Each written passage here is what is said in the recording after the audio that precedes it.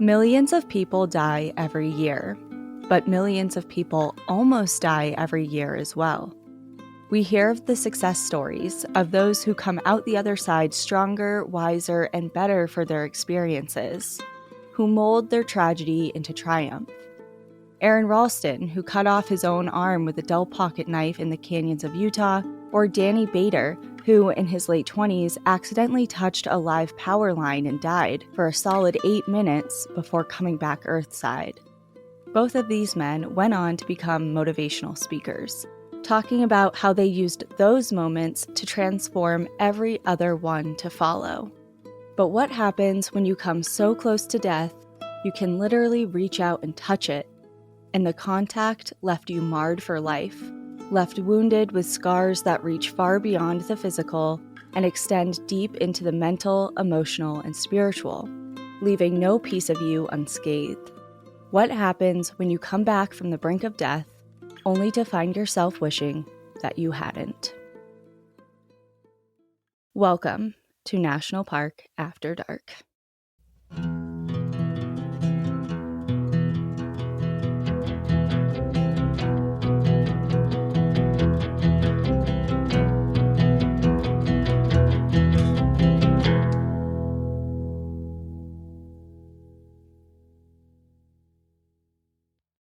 Whew, this sounds like it's going to be an intense episode.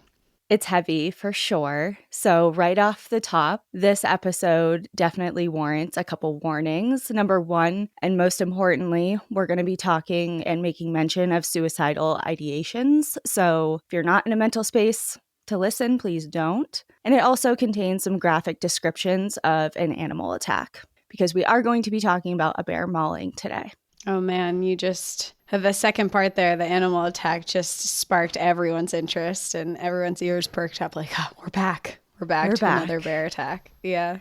I know. And I always kick myself. I should be writing down who suggests these things, because I did get this I think it's when you put up what story should I cover next? And I was like, let me see what people say on Instagram when you put up that block. So I got a lot of recommendations from that too, that I haven't done any yet, but I'm glad you found one.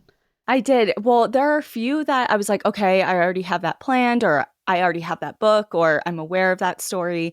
And obviously there are some that are really highly requested as well. Multiple people are requesting them. But this one, it was a sole recommendation, just snuck right in there. I'm like, what's this? And of course there's a book. So I ordered it and I was planning on doing it actually later on. The story's tough, but I really enjoyed it. So I wanted to share it now. I literally just finished it yesterday. What's the book? It's called The Bear's Embrace. Okay. And I'll obviously throw it up. I've heard of that book, but I don't know anything outside of the title. Okay. And good. Now that it's a bear mauling. Yeah. So I'll put it up on our book recommendation page on our website, as always. But it is the primary source I used for the bulk of the story, because it's a firsthand account written by... So the author, Patricia, is one of the two victims of this bear mauling. So Shall we begin? Actually, whoa. I'm not starting yet. Yeah, we have a couple things. First things first is that I am wearing a bear shirt today, which I feel like people should know. The boss. Yeah. The boss from Canada is on my shirt right now, which is very fitting. I didn't know we were doing a bear episode today, but I must have known subconsciously, because I'm prepared for this episode. And it does take place in Canada. It's like I knew. It is like you knew. My sight. We spend too much time together. Yeah. You're like picked up on my waves this morning. Yeah, I was like, all right, which one? This is what Danielle wants today.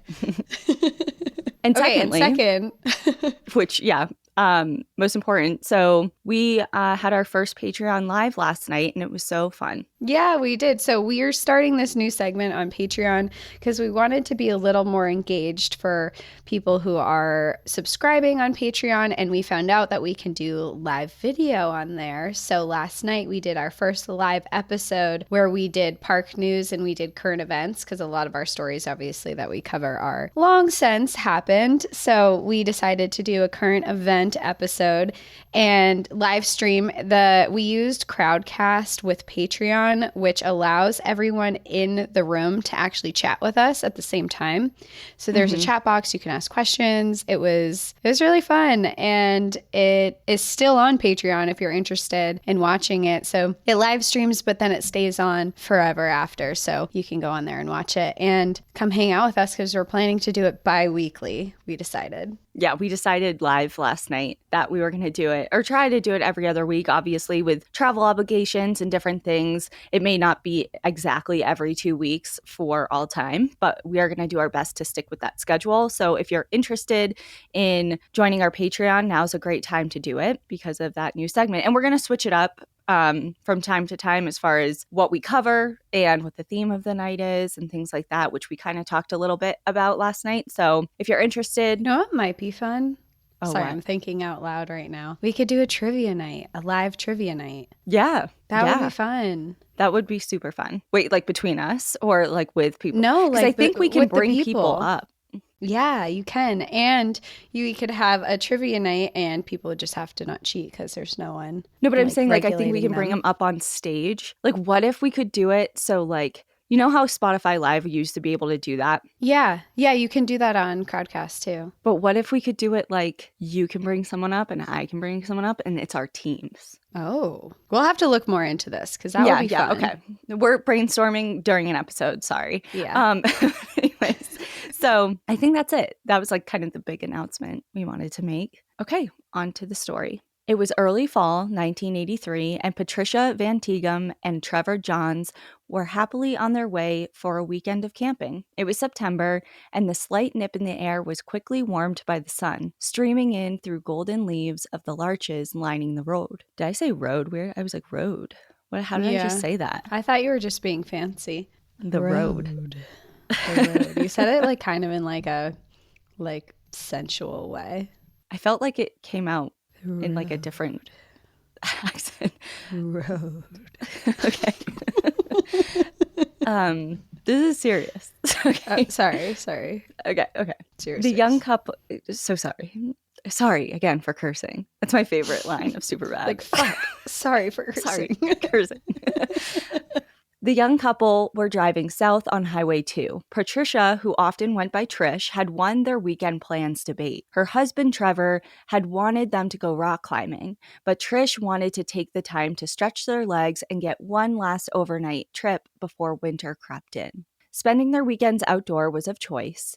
They were an extremely active couple with various outdoor recreation interests, but life and life responsibilities were starting to wedge themselves into the way of their fun outdoors more often than not in the recent years. That tends to happen. They had been married for 5 and married for 3, meeting shortly after Tricia arrived home from a multi-month exchange program with a group called Canada World Youth, which had been based in Africa. Early on, free time together was bountiful, but as of recently, the frequency of time they got off, but also got off together, dipped as their responsibilities increased. And it was really important for Tricia to have some one-on-one time with her husband. Trevor was in his 3rd year of medical school and midway through his pediatrics rotation at a hospital in Calgary. Patricia was also busy with work. She had graduated nursing school the year prior and had also been working at the same hospital, but on the surgical floor. They both found that their work at the hospital was extremely rewarding, but their shifts often left them drained and collapsing into bed at night, often using what little free time that they had to recharge at home instead of spending it outdoors. So when Trevor tossed out the idea that they should do something, the debate ensued. But when he eventually tossed Tricia her favorite trail snack, she knew that the weekend was about to go her way, and she gave a little smile out the window as they arrived at their destination of Waterton Lakes National Park. Waterton Lakes National Park is located in the southwest corner of Alberta, Canada, and actually borders Glacier National Park in Montana on the U.S. side. Yeah, you can cross between parks and you get a passport stamp. Mm-hmm. And I think I saw it once, and it's a mountain goat is the stamp. Well, the mountain goat is the official or unofficial symbol of Glacier, so that I feel like that would make sense, make a lot of sense. The park is the ancestral homelands and the traditional territory of the indigenous peoples of the Nakota and Blackfeet nations. And I wanted to include the traditional Blackfoot name for Waterton Lakes, and it is a huge mouthful.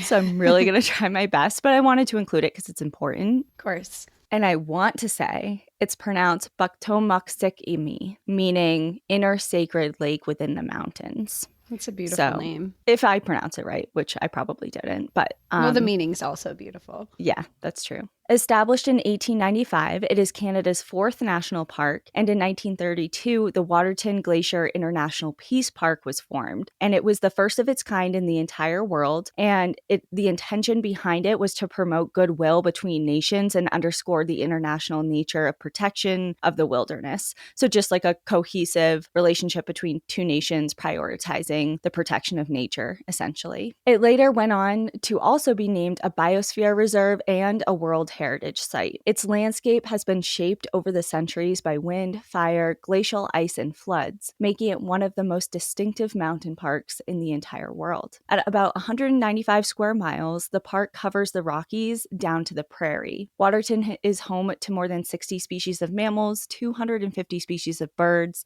24 species of fish, and 10 species of reptiles and amphibians, and more than half of Alberta's plant species are found within this park as well. So it just kind of lends to how it got that biosphere designation, because the ecosystems here are really unique. Its stunning views, cultural history, ecological importance, and over 120 miles of trail systems draw in about 500,000 visitors a year. And the park is open year-round, but nearly 50% of visitation occurs in the month of August. Wow, I'm Googling photos of it right now just because I know that it exists, but I've never really looked it up that much. And wow, it is beautiful. While you have your phone up, keep it out for a second, because I want you to look up the exact trail that this happens on, because it's stunning. Okay. So Trevor and Patricia roll into the parking lot of the Waterton Lodge to spend their first evening in the luxury of a bed, and wrapped up their night choosing the trail for the next day. Is that this building? It's either that, or there's also the Prince Wales Lodge, I think it's called, which is another really prominent lodge in the park that was built in the 20s. And I don't know. They're beautiful. Yeah, they're really These stunning. Lodges, yeah. You're adding a place that I really want to travel to now. Glacier is we're gonna be high there on my list. Yeah. Wait, we are? Well, I just know mentally, because you want to go to Glacier so bad. So I'm just that it's going to happen. We're going to be there. Point. Yeah. I'm like, we are? When? The couple settled on the Crypt Lake Trail. It's approximately 5 miles out with a 2,000-foot elevation gain, and it was a favorite of the area. The hike meanders through forests, scree, rocks, and pine meadows all the way up to Crypt Lake, which is a pristine alpine lake that is surrounded on 3 sides by towering mountains. The trail was actually voted Canada's best hike 2 years prior in 1981, and later in 2014, it was rated one of the world's most thrilling trails by National Geographic. So let's all pause, either on All Trails or Google, look up Crypt Lake Trail, and you'll see just how beautiful it is. It looks like an adventure. You're on rock cliffs, there's like rock stairs, you're way in the alpine zone, and then you have this alpine lake. Wow. Mm-hmm. And there's a waterfall. And there's a little natural rock tunnel that you have to go through as well at one point in that trail. Mm-hmm. Yeah. Well, I can see why they wanted to adventure out here for sure. Mm-hmm.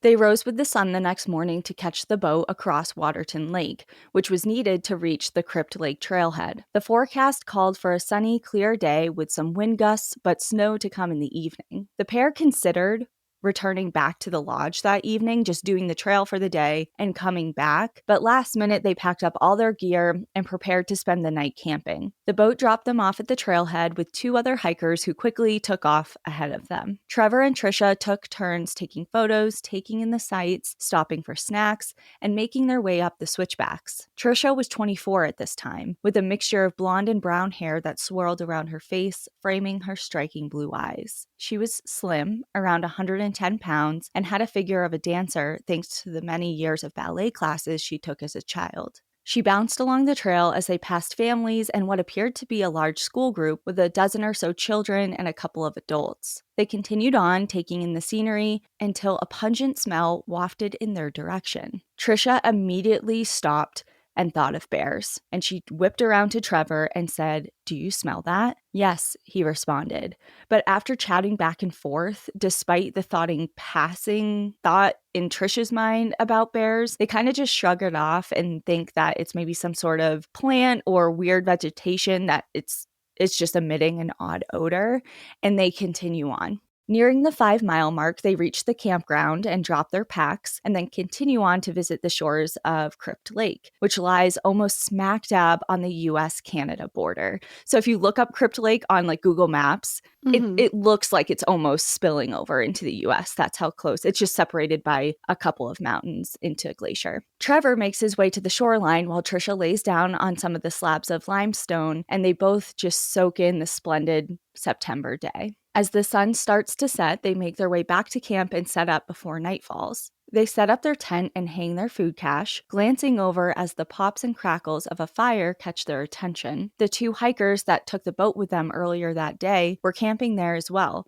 and they motioned Trevor and Trisha over, so they joined them around the fire. As the sun was setting, they chatted well into the night until Trevor and Trisha go back into their tent for the night, crawling in and snuggling up for the evening. The next morning, they awake to a snow globe. Everything was layered with a fresh coat of powder, and the chill in the air was reason for a quick camp pack-up. Trisha pulled on and layered all the clothing that she brought with her onto her body and helped Trevor pack up camp. They made record time and glanced over to see Jim and Joel, their campsite companions, who were still enjoying the warmth of a morning fire. It was nearing around 9 a.m., and they still had a few hours to go until they had to catch the boat, because remember, the boat brought them over to drop them off at the trailhead. Yeah. And it was scheduled to depart at 11:30 in the morning. So they decided to head down towards the dock early. Number one, they were already packed up. They were cold. They just wanted to get moving. And they were also remembering the warnings that the boat crew gave them upon drop-off. Be here by 11:30 or it's going to be a long walk back to town. Because there is a way to get back to town. It's just, obviously, you're not cutting across the lake. So it's extremely... You got to walk around it. Yeah, it's a long one. So Trevor and Trisha head out, crunching their way along the freshly sugar-coated ground. They were making really good time back down, covering the rocky slopes of switchbacks easily, and were entering the thick forest in record time. Trevor was ahead of Trisha and almost had a skip in his step, reveling in the pristine winter wonderland that appeared in the fall. He was several paces ahead of Trisha, and she watched with a smile as the blue and orange of his jacket and gear bopped along, disappearing around a bend, and then listened as his voice, which had been belting out songs, started to fade into the forest. But Trisha was close behind him and followed suit quickly, making her way around the bend in the trail before stopping abruptly. Ahead of her, Trevor had stopped in the center of the trail, and just beyond him was another figure. The brown coat and humped shoulders were a clear giveaway. He was standing essentially face to face with a grizzly. Before she could even process what was actually happening, it charged, barreling directly towards Trevor, who managed to only slightly turn away. It slammed into him, grabbing a hold of his leg in the process. Trisha's mind flashed with bear safety information. She and Trevor had actually both worked for a season in Banff National Park, and part of their duties, along with doing campsite cleanups and monitoring, were handing out pamphlets that were titled, "You Are in Bear Country." And it obviously, they all detailed bear safety guidelines and best practices, but for the life of her, she could not remember what they said in that moment. Just panic brain. Sheer panic. What could she do? What should she do? She started to panic. Deciding to throw down her pack, she eyed the nearest tree, thinking that maybe she recalled that grizzlies couldn't climb trees, or at least not well. So she scrambled up as fast as she could, but the branches were getting smaller and weaker the higher she went. And she was terrified that she wasn't going to get high enough, or that if she did climb high, that the weaker, smaller branches would be unable to support her weight and that she'd just plummet down to the ground. Glancing down to check her progress, she locked eyes with the bear, who had let go of Trevor and was now huffing, mouth agape, and staring directly at her. So scary. In less than 3 seconds, it closed the space between them and lunged at the tree. Patricia must have been at least 20 feet up at this point, but it wasn't nearly far enough. The bear easily reached for her, hooked her with its long claws, and ripped her out of the tree. What happened next happened so fast, yet felt like an eternity. Thinking back to those pamphlets, she tried her best to act passive and non-threatening, despite being in the grasp of a brown bear. She arranged herself face down, tucking her face to the ground, and had her hands over her neck to protect it, and scrunched into a ball the best she could to protect her vital organs. The bear was directly on top of her and had her entire head in its mouth, and then it started chewing. Oh my God.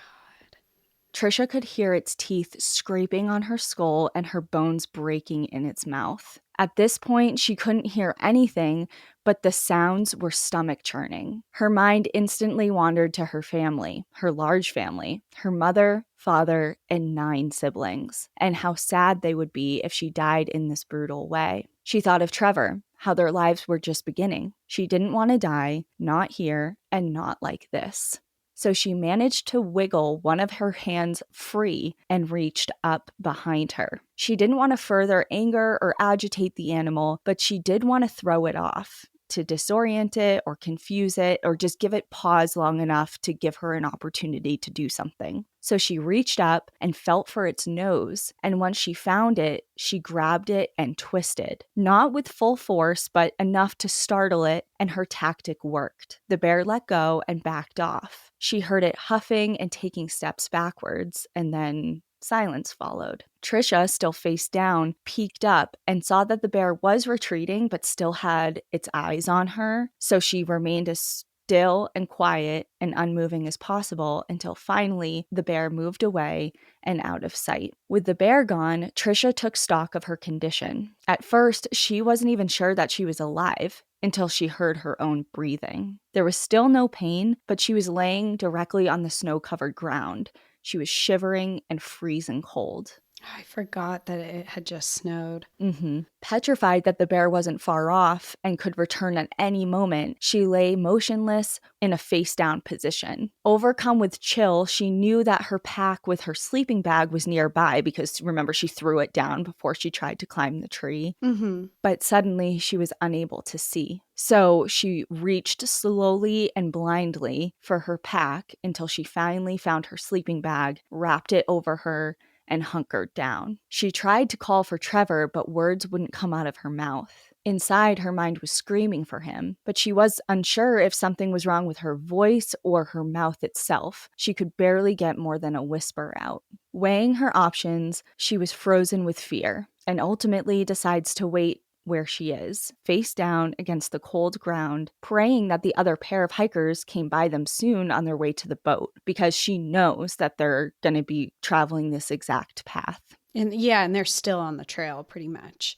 Yep, and they're still right on the trail, and they were ahead of the other 2 hikers, so she knows it's just a matter of time until they come across them. Time begins to warp, and she has no idea how long she was lying there until she starts to hear voices, and to her relief, Trevor's was among them. The voices picked up and had an edge of panic to them as they rushed towards her. Sensing security for the first time, she instantly began to cry and attempted to stand up while also attempting to communicate with them. But her head felt floppy and words wouldn't come out, and she was unable to stand up on her own. Soon, arms were all around her and she was dragged to her feet. Then she feels her sleeping bag being wrapped around her head, and she forces her nurse brain to not think about why that is, and instead to just focus primarily on taking steps forward. With roughly 3 miles to go back to the boat launch, the pain starts to creep into her left shoulder as she stumbles, blind, 1 foot in front of the other. She can't take a full step, but she stumbles, drags her feet, and shuffles them as best as she can to put 1 foot in front of the other as she is being carried, at times quite literally, to the boat. She hears voices surrounding her the entire time, yelling and shouting. She's unsure if they're communicating with each other, another group, or if the bear is following them and they're trying to scare it off. And Trisha cannot shake the feeling of just pure dread the entire time. Soon, her feet and her legs begin to fail her, so her rescuers attempt to use the sleeping bag as a makeshift stretcher. But when that fails, they attempt to take turns carrying her piggyback. And all the while, Trisha can focus on nothing but pieces of her head flopping around as they bounced along the trail as she's on people's backs. Oh my God.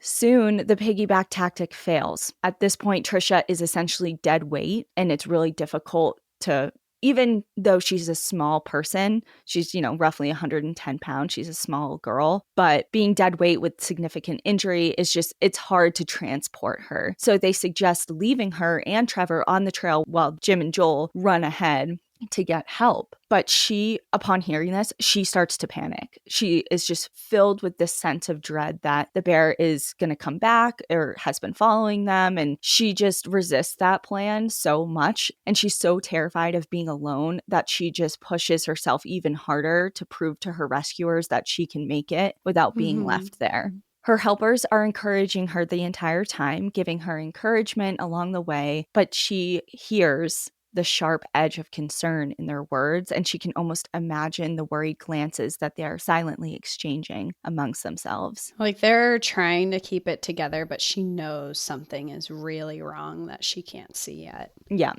She remembers the trail from the day before, and based on the ground underneath her feet, she knows that they must be getting closer to the boat. At this point, Trevor, concerned that they're going to miss the boat, does his best, despite being injured significantly himself, to run ahead to catch it.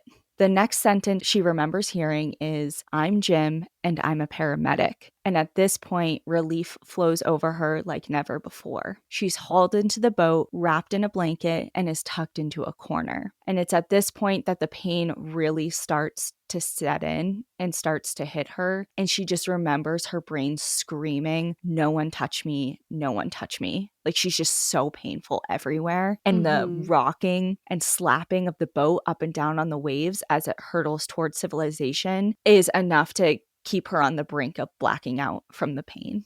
Wow.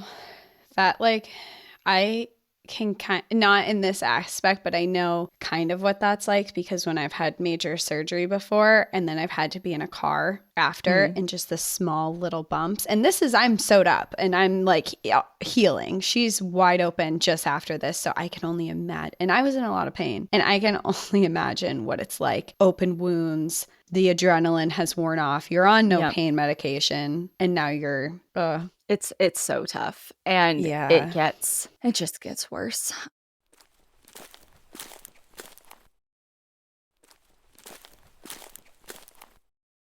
So Trevor and Trisha are taken to the closest hospital, where Trisha floats in and out of consciousness the entire time. She's in her body some moments, and others she isn't. She is transferred to another hospital where she's informed that Trevor is okay, but it is her that everyone is primarily concerned about. Suddenly, it's an all-hands-on-deck situation. Her clothing is cut off. Warm water bottles surround her to warm up her body temperature. She's stuck with IVs, given morphine, and her wounds are dressed. The combination of the drugs, pain, and trauma hit her all at once, and the world goes fuzzy. She continuously asks everyone around her about Trevor, to which she is repeatedly reassured that he is okay. And this is all happening while she's being transferred to a larger, more equipped hospital in Calgary. And remember, they both work at a hospital in Calgary. So they're being transferred there as patients. Yeah. Oh, wow. Despite the pain, the knowledge of the incident, and the heightened response from those around her, in her mind, she was thinking, and I think maybe this also has to do with it's just shock and the drugs on board, and there's a lot of confusion. But at this point, despite being a nurse and knowing, just experience what she experienced, in her mind, she thought that she was just going to be brought to the hospital, maybe undergo a surgery, get some stitches, be patched up, and sent home. Well, she hasn't seen herself. Can she see yet? No. She's coming in and out of being able to see things. She's not completely blinded, but her vision isn't great at this time. Yeah, so she just doesn't know the extent of what's going on yet. Right. So when she arrives, and of course she's being transferred between hospitals to get her to this big one in Calgary. But when she gets there and settles in, she's kind of surprised to hear that she was going to be going in for surgery and that there was a possibility that she would have to be intubated with a tracheal tube. Like, it was in that moment that she was like, wait, hold on. That seems like a lot for what's going on. Like, she thought she was just going to get stitches or something. Right. Exactly. So that's kind of her first indication that things are not great. And then the panic really started to set in, and the severity of the situation started to set in when she was about to be rolled into the OR, and her mother-in-law, so Trevor's mom, arrived at the hospital, took one look at Trisha, and just broke down in tears. And then everything went black as she went into surgery. That same morning, Trisha's parents were in church, as was their Sunday ritual. They were a really religious family, and the parents in particular went to church every Sunday. But for a reason that she wasn't quite sure of at the time, Eileen, who is Trisha's mom, was restless. She was agitated and felt like something was really wrong, but she couldn't put her finger on exactly what was bothering her. And she was so anxious that she actually got up, leaving her husband John in the pew at the church, and wandered to the back of the church and paced for the rest of the service. And this has never happened to her before. And this was while she was actually being attacked? Yes. Wow. Mother's intuition. Yep. They arrive home.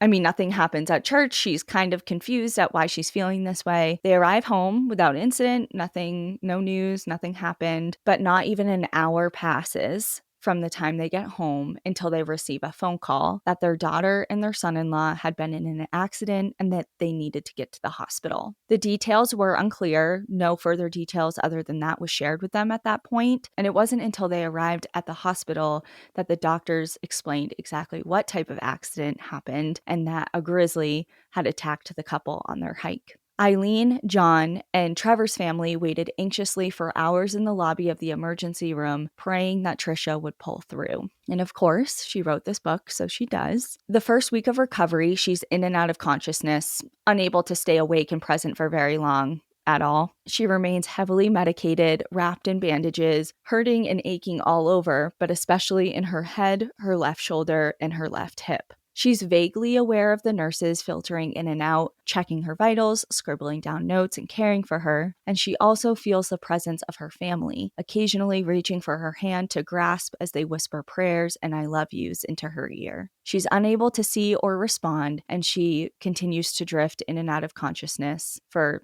almost 2 solid weeks. When she regains consciousness for a good amount of time and she's stable enough, she's informed that she is being taken in for an X-ray, as they may need to wire her jaw shut. Even the thought of being moved, even slightly, is enough to cause shoots of pain and aches down her body. But especially with the knowledge of a nurse, she knows that this needs to be done. There's no other way around it. As she was being moved through the hospital, she felt something light covering her face over her bandages. So her whole head is essentially just one big bandage, but she felt like a slight something be laid on top of it. And she thought to herself, what is that? Like, what is that about? And then it hit her because as soon as they arrived in the X-ray room, it was removed. She was being covered so that no one would see her face as she was being transported through the hospital. So she still had no idea the extent of her injuries. And in this moment, she was like, oh God, what is wrong with my face?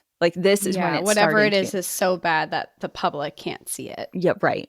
The x-rays complete, she was wheeled back into her room where her 6 brothers were awaiting her. But so were a handful of reporters who had made their way into the hospital after the news of the brutal attack leaked. They were waiting for her? Waiting for someone to give a statement. One of her family members, her, Trevor's family, like, they wanted information on this. Fuck off. What year is this again? This is in 1983. Oh, okay. So I was going to say, can't they just call? Why are they at the hospital? They're there in physically. The 80s. Yeah, but still. And to get like pictures and stuff.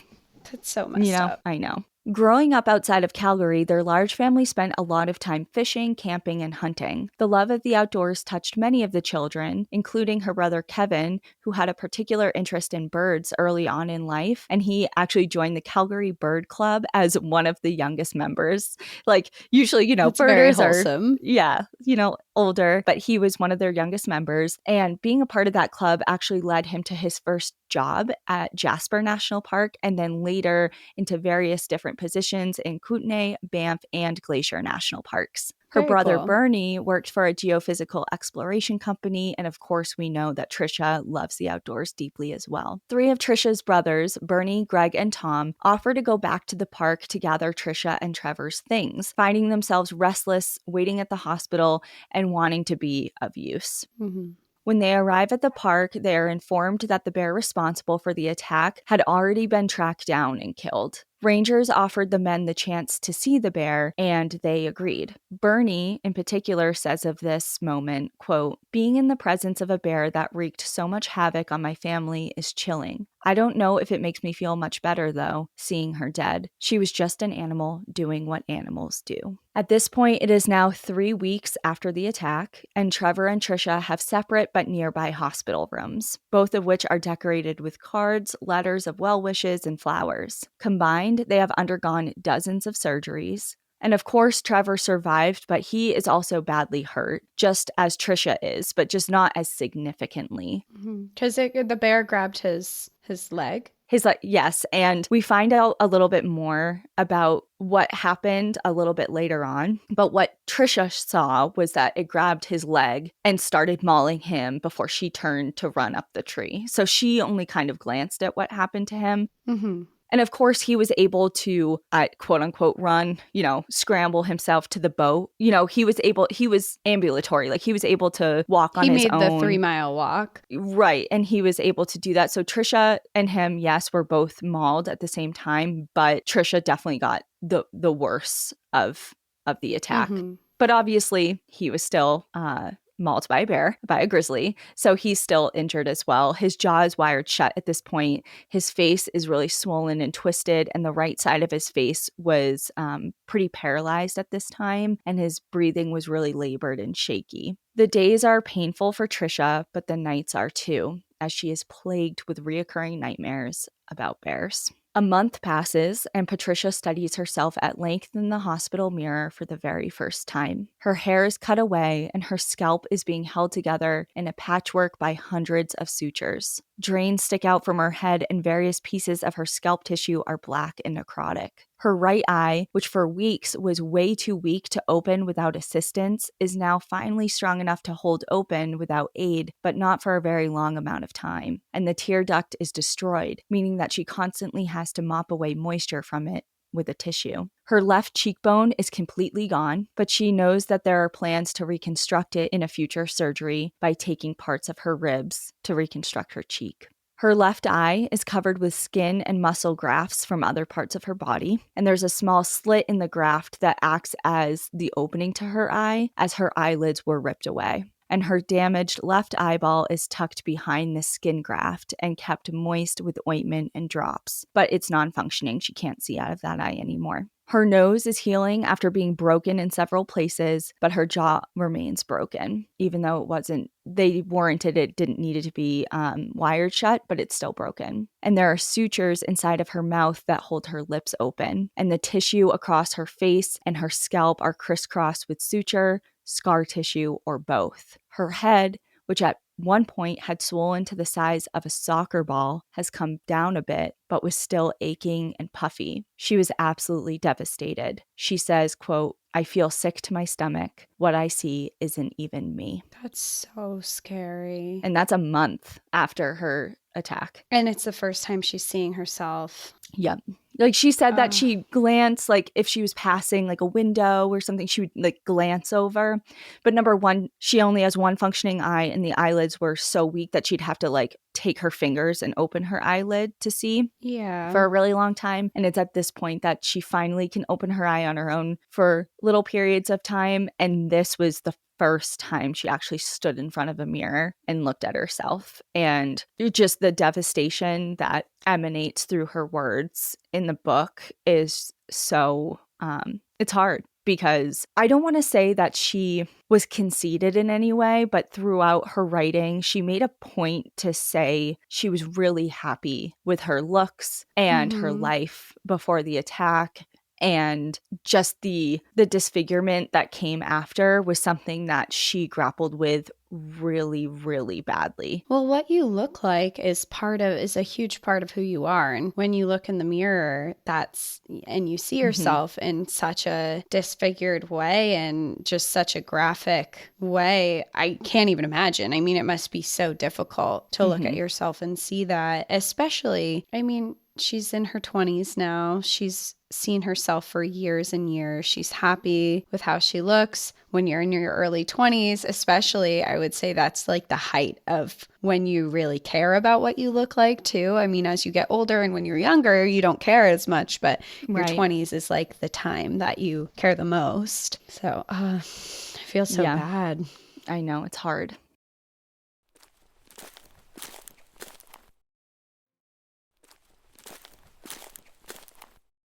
Soon after, Steve Herrero, an environmental biologist who had been called by Parks Canada due to his extensive grizzly knowledge, visited Patricia and Trevor in the hospital. It was the first time that the two had discussed the attack with anyone but each other. Through their discussion, they were told that a bighorn sheep had died of pneumonia roughly 75 feet off the trail, and that was the stench that they had smelled on their way up the trail when they thought there was a bear, and then they were like, oh, maybe it's just like a weird plant or vegetation. It was actually this rotting corpse of the bighorn sheep, and it was really close to the trail. And so when Trevor and Patricia... so this bear saw them. Right. So that was on their way up that they smelt it, whatever, camped for the night, and everything was fine. Nasty smell. But when they came back down, Trevor and Patricia approached the area, so on the day of the attack, coming from downwind. So maybe the bear... There was also the thought that maybe the bear didn't know they were coming, didn't hear them or smell them, even though Trevor was singing. So they were making noise, but regardless, they were downwind. And on top of that, so she's already source guarding the bighorn sheep that had died. They were coming around a corner, so there was like a surprise element. And she had cubs with her. So it's like a trifecta too. Wow. So there was just coming on that is a freak accident, obviously, on their end. And not a freak. I mean, you're in a national park with bears, but there couldn't have been a worse combination to be walking into. Right. And the cubs weren't small at this point. They were both actually pretty grown, about 300 pounds each. So they're not tiny cubs, but they're still her cubs, and she's still a mama grizzly. And Steve explained that he went with a crew to go to the area to set a trap to remove her from the location. And when they arrived, she was still there and she was charging at them repeatedly, and they had to end up actually killing her in self-defense. So it wasn't their intention to originally go to euthanize her right away. They just wanted to trap her to relocate her, and they ended up just she was trying to kill them as well. Yeah. So. And in sharing in this experience and kind of running through the incident at length for the first time with someone other than Trevor, she felt that sharing the experience was extremely cathartic, but she says the entire time she was physically shaking and trembling, and so shaken to the core by just even having to remember and go back to the nitty-gritty of the event, just recounting it, that the rest of the day she was just so unwell, and then throughout the night she had unrelenting night terrors about it. Trevor and Patricia are now in the hospital at the 7-week mark before they are finally well enough to be discharged. So just shy of 2 months before they're well enough and stable enough to be discharged out of the hospital. But their journey is far from over. They move back to Patricia's family home for several weeks to make a slow adjustment back to their lives outside of the hospital. They view it as kind of like a halfway house, so they're not well enough to go back to their home completely unassisted on their own, but they're well enough to not be in the hospital. So they go to her family's house, and even though they are discharged, they regularly have to go back to the hospital for various appointments and surgeries. I mean, between the two of them, they're almost constantly there. Trevor makes it very clear that despite still having injuries, including a wired shut jaw. He is extremely eager to get back outdoors and become active in recreational sports again, at least to the best of his ability at that time. And while he's itching for it, Patricia is petrified, stating that even the sight of the evergreens terrified her, and how, while being outside for the very first time since leaving the hospital, she worried that the plane flying overhead was going to drop out of the sky and crush her. So she is just so traumatized that everything is overwhelming and paralyzing. It's ignited all fear outside. Mm-hmm.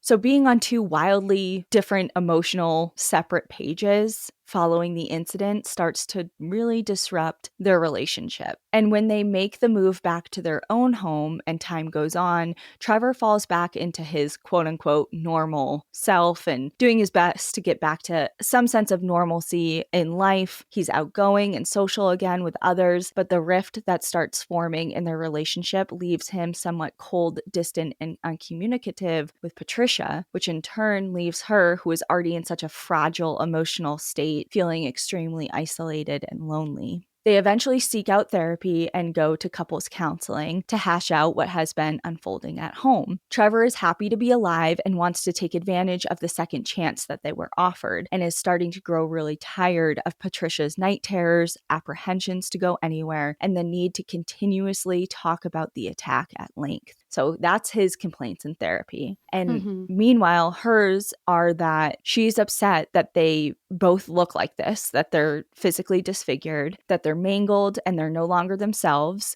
Their relationship is different. Their lives are different. She's upset with Trevor's lack of patience with her. And she's really grappling to understand how it is that he's just kind of moving forward so quote unquote easily. Like, to her, in her view, he's just putting it behind him and doesn't want to talk about it anymore. And he's like, well, these are the cards that we have and there is no other choice. Like, so for him, he feels like she's dwelling on the past and kind of just mulling over events that can't be changed.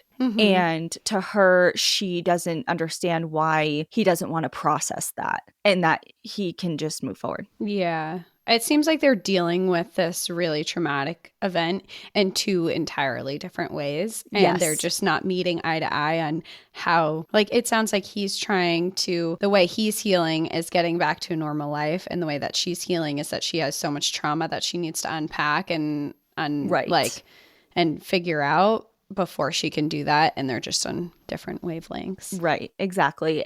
But to them, you know, with emotions high and having to experience it, and it's a really volatile situation. But you're completely right. I mean, looking at it on paper, it's like, okay, these are just different trauma responses. But in the thick of it, it's harder to view that way, especially when you're so emotionally invested. Of course. And you're the one who went through all of it. And yeah. And she says of this, I took a direct quote because it's so on point. She says, quote, "I wish it never happened, but it did. I will cry about it and feel sorry for myself. I will cry for Trevor and the distortion his face now wears. I will cry over the changes in our relationship, and I will be angry that I can never feel the same way about hiking in the Rockies, grieve the loss of that shared love. I want to feel proud of how far I have come, of doing things my way. I will read about grief and body image and bears until I don't want to delve anymore. People can tell me to stop dwelling on it, to get on with my life, but I am getting on with my life. They can tell me the attack is in the past, but it isn't. I deal with it every day and will for the rest of my life." So that's what she says in response to kind of like the whole kind of attitude and way that Trevor's doing it, as far as like, get on with it, blah, blah, blah. And she's like, well, I am. But these are the facts and these are the things that I'm upset and angry about and I'm grieving and it's just my process. So that's kind of her view on it. She starts taking non-credit courses, writing included, to give her something to focus on aside from that day in September and the unrelenting hospital stays and surgeries that she continues to endure. The in-between stage that she's at now during this point is really difficult to navigate because she's well enough to be outside of the hospital, but not well enough to work again in the hospital. So the classes give her something to focus on. Slowly, her and Trevor begin having meaningful conversations, both privately and in therapy sessions about the attack and what has happened in the aftermath, both physically, emotionally, relationship-wise, and that starts to ease the tension between them and things start getting better in their relationship. Patricia devours any information she can get on grizzlies and studies other mauling cases, hoping to get perspective into her own mauling case. Despite knowing the odds, the statistics, and the rarity of what happened to them, she can't help but worry that it's going to happen again. In the spring, so that happened in the fall, and it is now the next spring, she tries to get outdoors again. She tries going on a hike, partially to appease Trevor and partially to prove to herself that she can. And she starts small, less than a half an hour outdoors. She's there for maybe 15 minutes, but it's enough to cause a near panic attack, followed by unrelenting night terrors. So she's consistently having night terrors, but it kind of ramps up after this. It triggers it.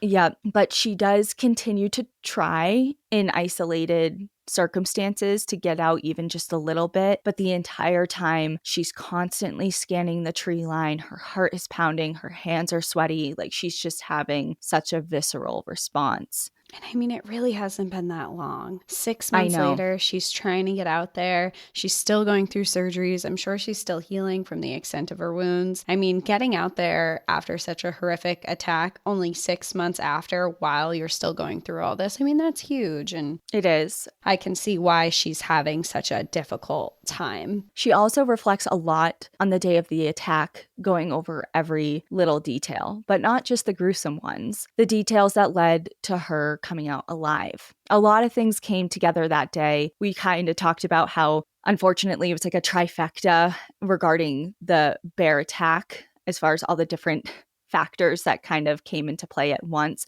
But there's a lot of factors that came into play at once on the other end of the spectrum as well. Jim and Joel, the two hikers who came upon the attack site, said that if they hadn't stopped to take pictures, they would have walked right into the attack and may have been hurt themselves, rendering them all helpless and unable to do anything. The weather played a part in saving their lives as well. Their thick clothing protected them from further life-threatening damage because remember, she had on all the clothes that she brought with her. So she was layered up. And the snow that Patricia laid her head in kept her from bleeding out. The cold constricted their blood vessels and prevented them from bleeding to death on the 3-mile hike out. And if Trevor didn't run the last mile to catch the boat, all while holding his face and his leg together, it would have left the bay as the boat was already in the process of departing. So he really saved them. There's a lot of small miracles that were happening. Yeah. Despite how horrible it was, there's a lot of small miracles. Patricia didn't learn until much later that Trevor had actually been attacked twice. The bear had switched between going back and forth to each of them, each 2 separate times. So that's why he got hit again. Like when the bear dropped Patricia, it went back to Trevor and then, back and forth until it left. Just over a year after the incident, Patricia goes back to work, choosing to nurse in the orthopedics floor versus going back to the surgical floor that she was at before the incident. She finds the work extremely rewarding as she is now able to care for others again instead of being the one cared for. And she finds that it feeds a deep need within herself to spend extra time with patients, something that she really wishes and notes even before the attack that she wished she could have done. She becomes more than just a nurse that takes time to nurse broken bones. She becomes a patient listener to those with broken spirits, taking extra time to sit and listen to the emotional needs of patients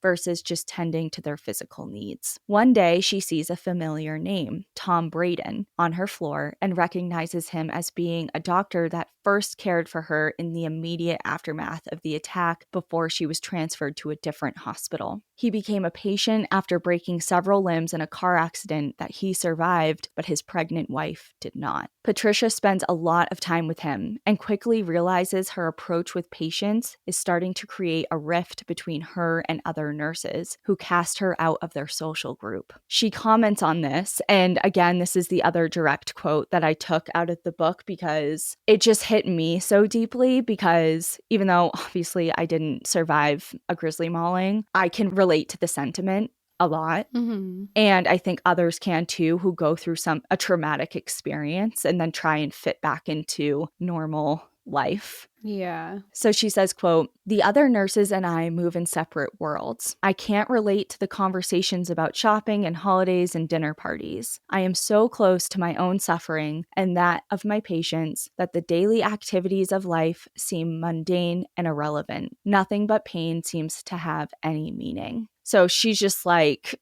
I went through something really difficult. These patients are going through something really difficult.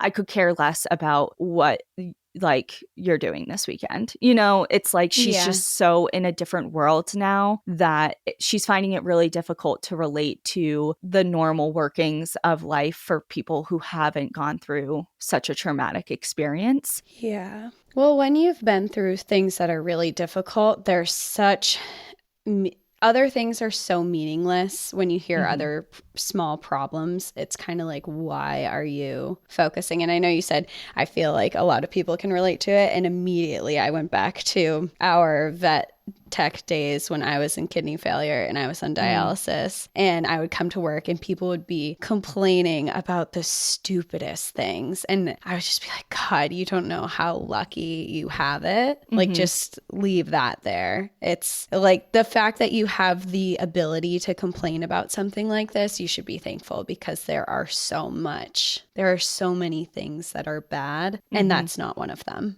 Right. And that's something you can't teach or preach. It's something you have to experience. And obviously you don't wish that upon anyone. But once it happens to you, it can't be undone. So it's kind of now just this new world that she's existing in. And she finds herself very other from people, not just on that emotional level, but on a physical one as well. I mean, she says repeatedly in this book how difficult it is for her to be out in public or somewhere where people don't know exactly what, like at work, people know. Like to a large extent, at least her coworkers and her regular patients. But when she's out at like the grocery store or somewhere else and people are just mouth agape staring at her, it's really hard for her. Well, having a physical change like that. Yep. And it's something that she really struggles with. So she continues to go to therapy as she's struggling, and the sadness and the anger continues. She still has lots of surgeries going on, and she's straddling this line of being a nurse and a patient, and this going back and forth from being stable to recovering from surgery, being a caregiver and someone who needs care is really difficult to navigate. 2 years after the accident, Trevor and Patricia move to British Columbia after an internship opportunity for Trevor pops up, and they both settle in. They're feeling free from being known as the bear attack victims, because in Calgary, that's people know, you know, so now they're somewhere else, kind of like a fresh start. And Patricia starts making new friends, continues taking classes, and for the first time since the incident, feels happy. Her happiness gains traction after learning she was pregnant, and the couple welcome their first child, Nicola, into the world. Not even a month later, they relocate to New Zealand for a residency opportunity where Patricia can enjoy the outdoors for the very first time again, because recreating in a landscape free of large predators puts her mind at ease, and she can actually breathe and enjoy time outside. Several years and several moves later, Patricia gives birth to twins, Daniel and Ellen. Ellen was diagnosed at birth with Down syndrome and clubbed feet, and the extra care for her puts an added strain on Trevor and Patricia, who at this point now have a toddler, and of course, their ongoing medical needs themselves that they need to keep up with. Sure. Patricia, in particular, is constantly having surgeries, now numbering over a dozen, even a decade later, because she is constantly, especially because of her injuries to her face and her sinuses, they keep getting infected, and she has to keep undergoing all of these surgeries to clear out infections and necrotic tissue, and obviously plastic reconstruction surgeries, and it's kind of unrelenting. And it's a constant battle. Yeah. She's also in a constant mental and emotional battle along with her physical ones. She tries every single form of therapy she can think of and lots of different medication, but nothing seems to help. And all she wants is to be in the safety of her home. She struggles significantly as she battles deep depressive episodes, but she pushes on, trying her best to raise 3 children, along with nursing her own needs and her relationship with Trevor, which clearly has its ups and downs. And she even goes on to form a Calgary chapter of the nonprofit called About Face, which is a national organization for people with facial differences that provides information, support, and training opportunities. So any facial disfigurement, either congenital, like you're born with it, or something happens in a traumatic incident, she lends her voice to that group to provide support for people experiencing that. However, when Nicola, her firstborn, turns 8, Patricia's depression worsens to the point of suicide contemplation. She mentally checked out of her life at this point in almost every way, and Trevor had been acting as a single parent for quite some time. On top of her own grief for what she said before, her life, her relationship, what happened to her physically, her father and one of her sisters had died now at this point, and her constant physical battles with surgeries and infections and pain mount to this unbearable level that she is seriously considering taking her own life. So at Trevor's urging, she agrees to be admitted into a psychiatric hospital. It would be the first of 8 admissions over the next year and a half. Wow. She also loses a baby at 20 weeks, but becomes pregnant again and gives birth to a healthy baby boy that they name Will. She is still in and out of the hospital undergoing surgeries and psychiatric treatments. She constantly is fantasizing at this point about dying and what it would feel like to be out of excruciating physical and emotional pain. The night terrors worsen and spill into terror at all hours of the day. So now she's having day terrors, or I don't know what the phrase is, but she's just always racked with these visions of the attack itself and then just different worst case scenarios and possibilities. And she's just having a really hard time. Sounds like severe PTSD. Yes. And I kind of wonder too if a lot of this is being triggered with postpartum depression too, because it's like she has a lot going on. She had a miscarriage. She had 3 babies. Yeah. Or 4 her hormones now. Are everywhere. She's in pain. She's like dealing with this daily reminder of the attack. She has PTSD. It just like, it feels like there's so much that's going against her to make her life very, very hard. Yep. And all of this, as this is just a daily struggle, she attempts to end her life and is sent away to a larger psychiatric hospital where her struggles continue. After several long, agonizing months, she is discharged, but is sent back and forth as time goes on, and attempts to end her suffering continue. She is diagnosed with a plethora of different disorders, but one of which she resonates with profoundly, a relatively new diagnosis for the time, PTSD. She is referred to a new psychiatrist named Dr. King, who helps her work through her PTSD, and her life starts to turn around, because up until this point, she was kind of lost as to why she was feeling these certain ways and was not really understanding the patterns in which she was being triggered. And just, I mean, there was just such little information at the time about PTSD. And so finally, she just describes like it being explained to her and presented to her. And she's like, oh my God, this is it. Yeah. And having a diagnosis and a treatment plan is like, I feel like that's light at the end of the tunnel. Like, okay, we know what this is. There's options for me finally. Right. So let's start working with it. So her work with Dr. King really turns things around for her for a little bit, and her life starts to turn around. Even though she still struggles, she is out of the comatose states that she was in, and she has glimmers of hope for her future. Trevor had built them a brand new home, complete with a room for Patricia of her very own that she could go and write in, which was something that she had been doing that brought her a great amount of peace, even though it was really difficult because she was writing about the attack, and obviously that transformed into this book. Hiring a nanny helped leaps and bounds as well, and gave Patricia time to focus on healing inside and out, because obviously even just any mother can attest to you have minimal time to care for yourself, let alone a self that is in significant need of special time and care. So she starts taking that time with extra support with the kids to do things that fill her up and make her feel better. She rests every day, she writes, she takes time for herself and just different things that she needs. And the extra weight that she gained from being on almost a pharmacy worth of different medications starts to come off in a healthy way, and she starts feeling bits of herself kind of come back, even though this is now nearly a decade after the attack. The highs and lows Patricia and Trevor go through as a couple rise and fall through the years. They struggle with their relationship, especially when Trevor falls into a deep depression himself after the passing of his mother, but their deep, unmovable love for one another binds them together despite all that life has thrown at them. Patricia's love for her 4 children in particular give her the most strength despite the roller coaster of personal ups and downs, and she describes them as her saving grace. In the final pages of her book, The Bear's Embrace, Patricia writes, quote, "I am alive and a part of this world. I have a loving partner and 4 beautiful children to share my journey. I am a survivor of illness, depression, and suicide attempts, of a savage anguish rendered voiceless by my fear of rejection. I am the survivor of a grizzly bear attack. On a narrow ledge beside me is a tiny grizzly carved from turquoise. I take it down from time to time and hold it, running the tip of my finger over the minuscule hump on its back. I bought it after hearing how some believe a person attacked by a bear assumes that bear's wisdom and powers. Only now am I starting to know." And that is where her book ends, and it was published in 2001.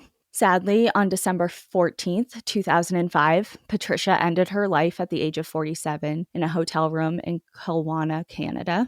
Her family stated that the long-lasting effects of everything that followed that September day in Waterton Lakes National Park were to blame for her ultimate decision. And her brother Kevin said of Patricia's death, quote, "What we keep reflecting on is not why she died when she did, but how she lasted this long. She'd had countless surgeries," and this isn't part of his quote, but I looked it up, and at the time of her death, she'd had over 30 surgeries. Wow. Chronic pain and major episodes of post-traumatic stress. And I looked up her obituary, and it's long. I didn't include it all. But in part, it says, quote, "After a lengthy illness, Patricia Ann Van Tighem Janz finally found peace on Wednesday, December 14th, 2005. She is survived by her beloved and cherished children." And I do want to note that the obituary lists the children's names, which are different than they are in the book. So I'm assuming that she changed them for privacy reasons. So I kept the names that she chose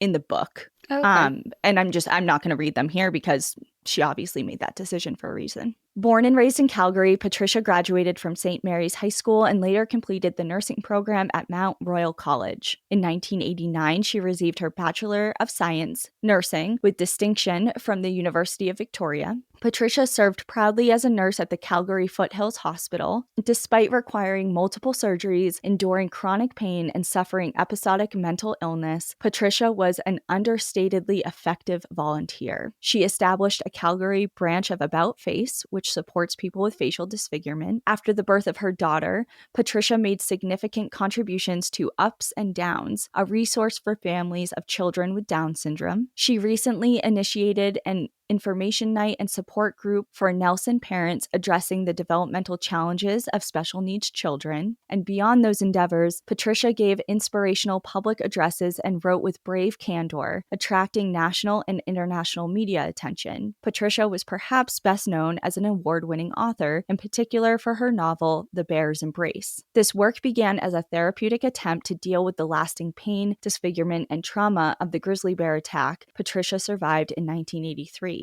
To her humble surprise, the book became a Canadian bestseller. Patricia will be remembered with enduring affection, admiration, and respect, also for her remarkable kindness, insight, and strength of spirit in the face of unending tribulation. Patricia remains a great blessing in the lives of those she touched, including her many, many friends. Trevor went on to have an extremely successful medical career. He worked as an emergency room physician for over 25 years, served as the regional long-term care medical director, and served on the Interior Health Medical Advisory Committee and the Ethics Committee before shifting his focus to elderly and palliative care, tending to patients in the very last months of their lives. A large part of his work revolves largely around having tough conversations about dying, specifically around end-of-life planning, and he is recognized as an active advocate of improved quality of life for seniors and those who are at the end of their lives. And he was also recently nominated for Nelson's Citizen of the Year. Crypt Lake Campground, where they stayed, is no longer, so you can't camp there anymore. It's been shut down, but the trail is still incredibly, wildly popular. But there are often warnings in place for bear activity in the area. So as always, it's a good idea to check in on things like that for any trail you hike, just to see if there's any active warnings in the area, but especially here, especially in grizzly country. And very lastly, if you're struggling, help is out there. There are many different resources to lean on, but you can always call 988, which is the Suicide and Crisis Lifeline, or you can text 741-741 for free 24/7 for support via text. And that is the end of my story. Wow. Well, that was devastating and inspiring all in one. What she went through in her life and the book that she wrote and the things that she did despite what she went through. And I liked the part where you said that their family is focusing on how she survived for so long, because right. It sounds like the way that she was living was so hard, and she really, it's so unfortunate that it ended the way that it did, but she was pushing and trying for so long, and she was living in a way that I think a lot of us can't imagine, just because of the severe PTSD and the constant pain that she's in. And that's a hard way. It's a hard way to live. And the things that she was able to accomplish despite that she was going through that is very, very inspiring. It is. And, I feel like I kind of alluded to in the intro, that a lot of times we just see the good that people make out of certain situations. And that's not always the case.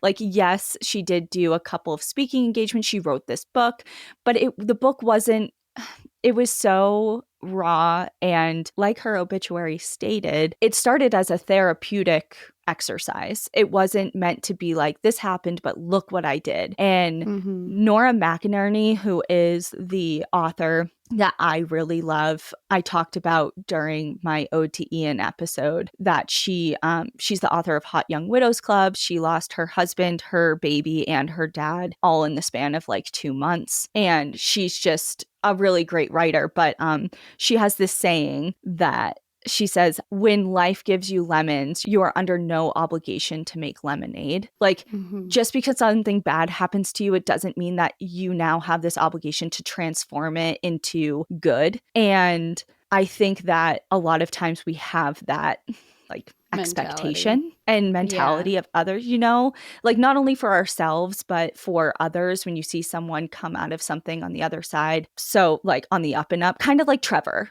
you think that that's how it's supposed to go, but that's not always the case, and that's not everyone's experience. And it doesn't mean that it's any better or worse, or there's no right or wrong way. It's just, it is what it is. And so even though Patricia's story was really difficult, and I definitely recommend the book if you want to learn more, because this was already really long, but the details that she writes they're painful, but they're accurate to her experience, and there's no sugarcoating it. And it's just is what it is. And sometimes things happen that you have a hard time recovering from, and that's just how it is. You don't owe anybody anything. Yeah, sometimes things are bad. Yeah, sometimes things are bad. And period. Right. End of story. And it's just, you have to, I think that that's such an important sentiment, because I think especially in the age of social media, and just that everything is supposed to be pretty and butterflies, and that a lot of people put on this face that things are really good when they're not, to be able to talk about things and just say, hey, things aren't good, things aren't better, things aren't getting better. And that's okay, because there's other people who are sharing that experience, and they need to hear that. It's not like, oh, this was so bad, but I'm like on the up and up and things are better. I've made this bad situation better, which is obviously nice when people are able to come back from something that is hard. That is obviously, it's great. But also we have to recognize that in that same breath, that it's okay that something is just really bad and really hard. And maybe that's it for now. Like maybe the comeback is a long way down the line, and maybe the comeback is just realizing it's bad. Maybe that's just it. Maybe just talking about it and saying it's bad. And just recognizing the experience for what it is and how you're experiencing it. Like, obviously, Trevor and Patricia processed the same thing in extremely different ways, and obviously led to different outcomes, but it doesn't mean that one is right and one is wrong. It's just how it unfolded and how different people process different things. So in short, that's why I was really, like I said, I had this plan for later, but I don't know. I just felt like now was the time to share it, and I don't know why, but I hope everyone got something out of that, even though it was tough. But yeah, I think the Bears Embrace, I got it on Amazon, but it said I got the last copy. So like, sorry guys. Sorry. Maybe they restocked. No one else can read it now. But yeah, so that's that. And again, the resources that I list at the end will be in the show description. So I think that's it. Well, thank you for sharing her story. Yes, thank you for listening. Everyone, enjoy the view. But watch your back. Bye. Bye.